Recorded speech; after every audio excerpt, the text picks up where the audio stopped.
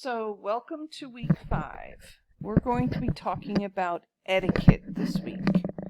Etiquette is the code or the rules of how to be polite that's accepted in society. So, it's all about being polite. You learn every day from your teachers, your parents, your friends, what it is to be polite in school or at home or to be polite in a store. But very rarely do you learn how to be polite when you email. So that's what this crash course is going to be. So, email. Basically, we send email for communication. It's a way to contact somebody on the computer or on your phone or on some kind of electronic device. And it doesn't matter where they're at. They could be around the corner or around the world. The good thing about email is that you can leave a message whenever. If you think about it, you can do it right then. They might not see it then, but at least you know they're going to be getting it. Email also will send attachments, and you can work with people, apply for jobs.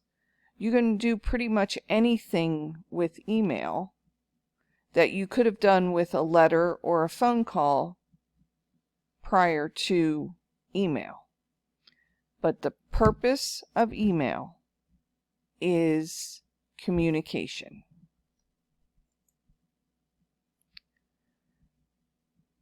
Email is become an everyday occurrence for most people. It's in personal lives, your academic lives, like with teachers, counselors, principal, and then eventually it will be in your professional life. So proper email etiquette will help you get your message across effectively and professionally. So, what is it exactly? It's a set of guidelines and expectations on how you should communicate electronically. What is accepted to do it professionally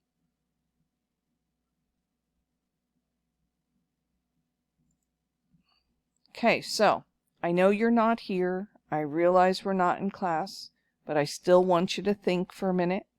So I'm going to give you about 30 seconds, and I want you to brainstorm some instances of when you would email a teacher or a counselor or a principal or a coach.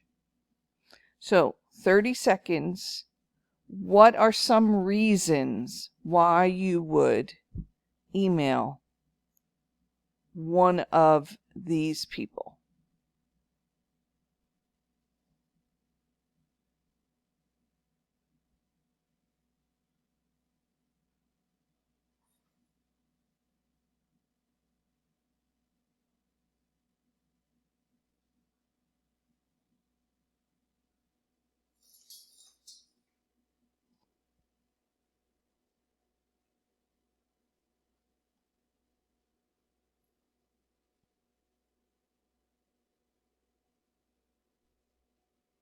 All right, well, hopefully you've come up with some answers. If we were in class, we would have a great discussion, I am sure. But here are some of the things hopefully you came up with. So you might email them to ask them about an assignment. You might ask a question about a grade. You might ask for clarification on an assignment or a concept. or a topic that we're doing in class. Or it could be that you want an extension of an assignment or a letter of recommendation. So those are just a few that you could have come up with. Okay, so now I need you to do the same thing. I'm going to give you 30 seconds. I want you to tell me what you shouldn't do in an email to a superior or to a teacher, principal, coach, etc. What should you not do in that email? 30 seconds.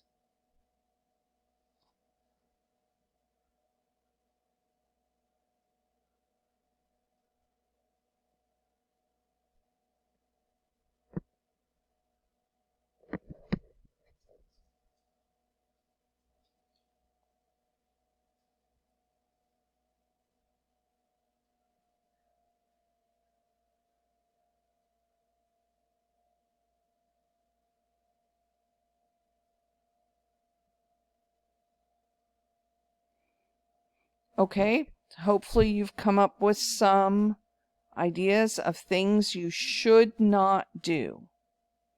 Okay, so some of the things you might have come up with is to use slang or text speak.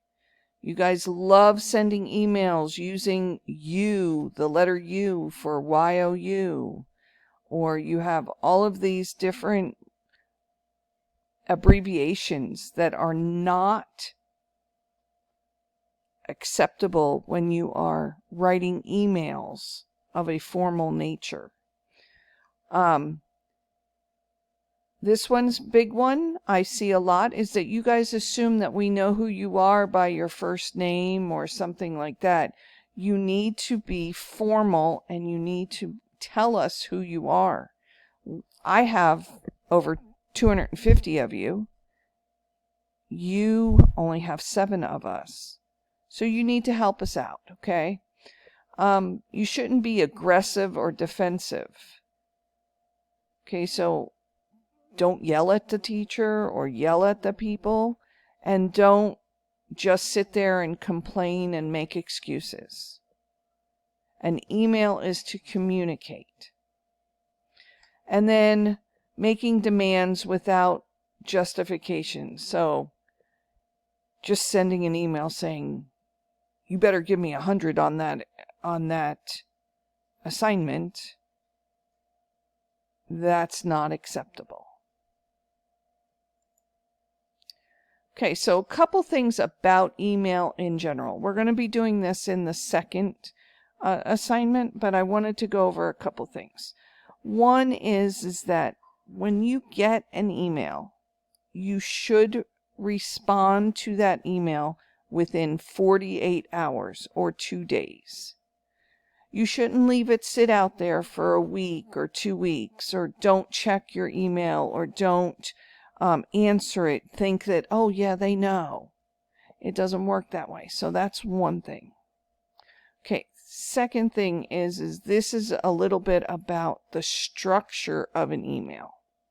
Okay, so what should an email look like? So this here, this line here, is where you're putting the email address of who you're sending it to.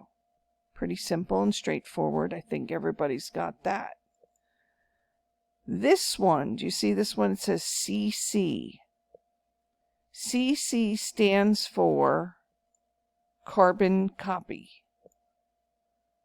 Carbon copy means they will get the exact same email that you're sending whoever you're sending it to. If you put another email address here, they will get the exact same email as this one. Now, the last one is called BCC, and it is for blind carbon copy. So what do you think that might mean? Hopefully you can figure it out that blind carbon copy means that they'll get the same email. However, the person that you're sending it to won't know that you sent it to them. So the way it works is they would get the email here. Carbon copy means they get the email and they know, these two know that each other got the email. But if you have an email address here, they get the same email, but these two people do not know about it. Okay, so that is just some real basics about who you send it to and